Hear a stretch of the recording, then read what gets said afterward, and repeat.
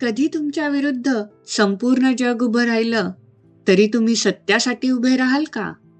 आज मी तुम्हाला एका लहान मुलाची गोष्ट सांगणार आहे, ज्याने भीतीवर श्रद्धेने विजय मिळवला. खूप वर्षांपूर्वी हिरण्यकश्यपू नावाचा एक अत्यंत शक्तिशाली राजा होता.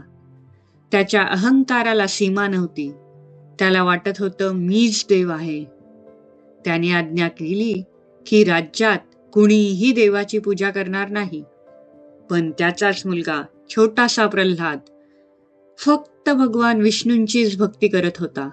राजाचा राग भडकला, कारण त्याला भीती होती की श्रद्धा त्याच्या शक्तीपेक्षा मोठी आहे. प्रल्हादाला मारण्यासाठी त्याला विष देण्यात आले. सगळ्यांना वाटलं आता तो वाचणार नाही.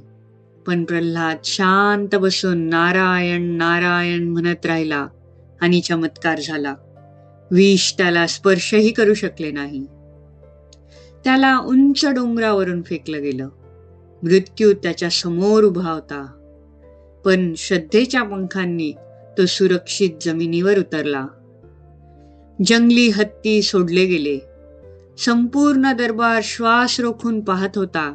पण त्या छोट्या मुलाच्या चेहऱ्यावर भीती नव्हती, फक्त विश्वास होता. हत्ती त्याला स्पर्शही करू शकले नाही.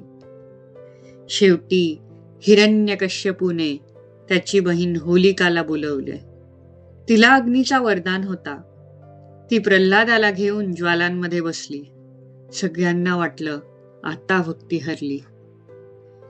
पण त्या ज्वालांमध्ये काहीतरी अद्भुत घडलं. होलिका जळून भस्म झाली आणि प्रल्हाद सुरक्षित बाहेर आला.